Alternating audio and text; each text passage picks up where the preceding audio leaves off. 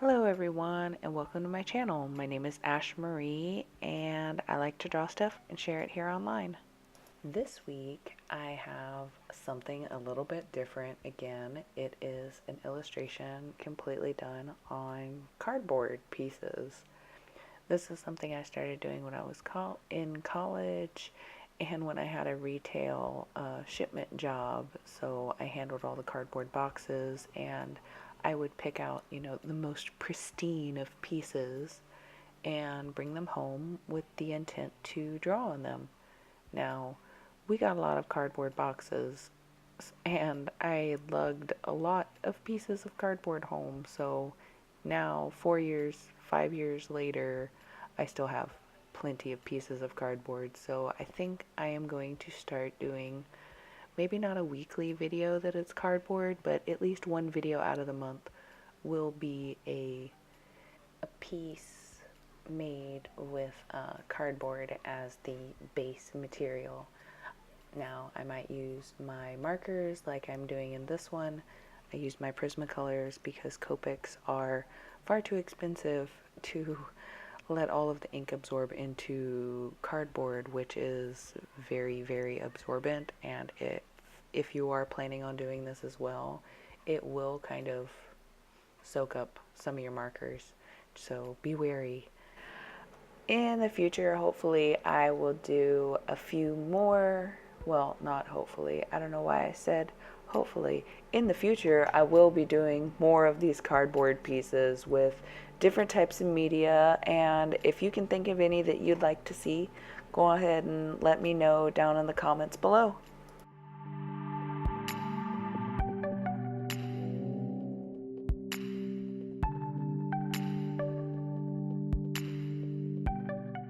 Since I wanted my line work to kind of disappear once I started coloring and blending with my markers, I chose a bunch of water-based pens that I have laying around because I have a whole bunch of colors, and because, it wouldn't really be terrible if they blew out or blended out a little bit once I started layering my markers on top.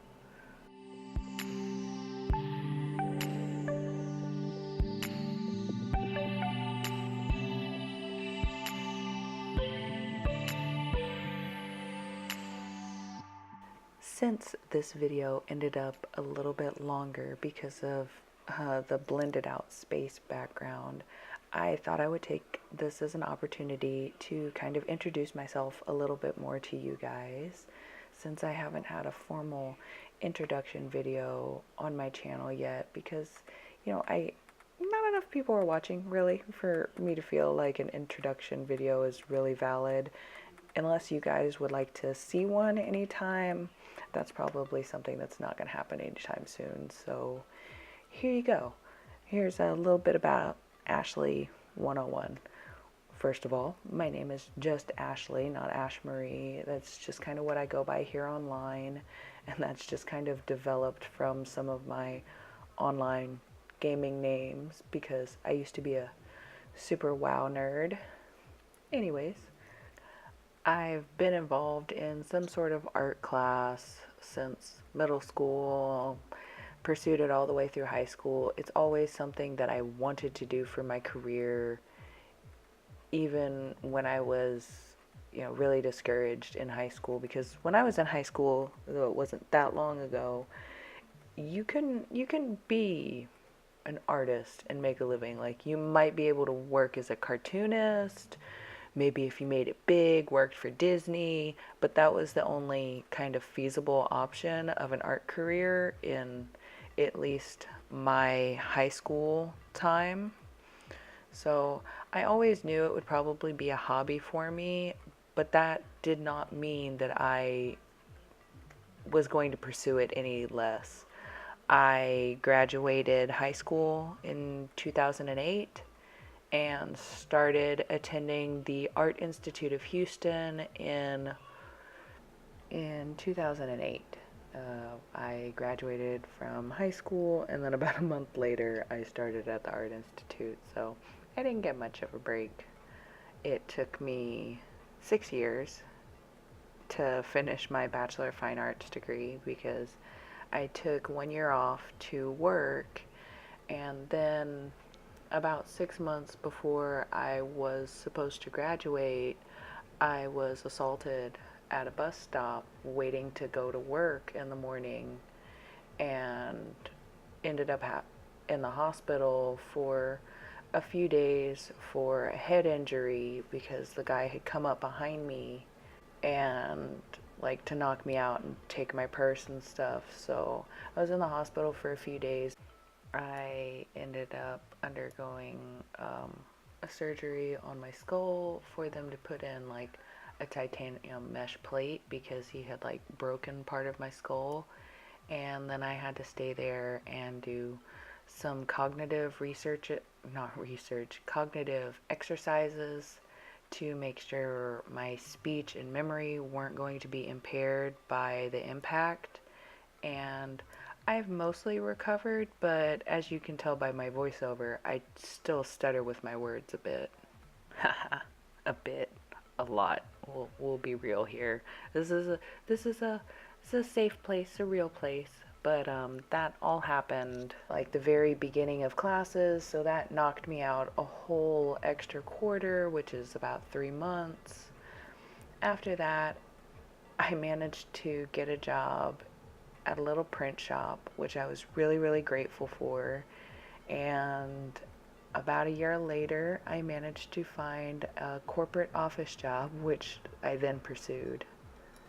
But as usually happens, once I got to the other side of the fence, I realized the grass wasn't really greener, and all I could think about was all of the artwork I wasn't creating, all of the time that I spent sitting at a desk working for somebody else in a job that I didn't really care that much about, other than, a means to continue my life. And I didn't want to get stuck in that. And then I lost, my office job and started looking for other job opportunities. And my boyfriend suggested, he's like, well, you have all that free time now. Why don't you start recording your videos for YouTube? He's like, there's no reason why you can't do it now. He's like, you're not tired from work. You don't have, cramped up hands from working on graphics all day. Do your art. Start posting it on YouTube. I got your back. And so that's kind of what I'm doing here now, or what I'm trying to do. I don't expect to turn into Mark Crilly or Jazza or Bailey J, or even, I don't even think I could get up to the level of like people like Holly Brown or Safira Liu, France Menace. I'm sorry if I said your name wrong. Cat Volk. These are amazing artists, and I don't know if I could ever match up to any of them, but that doesn't mean I can't share my artwork here and potentially join a community of artists that I really want to be part of. So here I am, trying to do that thing. We'll see how it goes. Hopefully, you guys who are watching can help me on the way, especially if you like my artwork. Just watching my videos, leaving me a like, a comment, anything supportive, that all helps me so much and so tremendously, and makes me so happy when I can share my artwork with other people who enjoy it.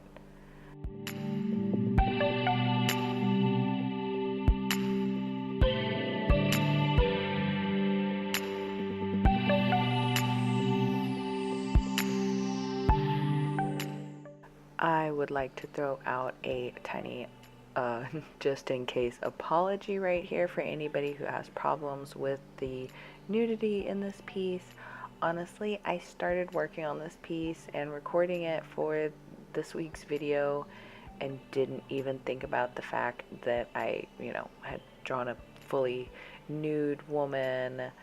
And that's why, after I realized it, I decided not to go any further detailed with any of like her nipples or anything like that.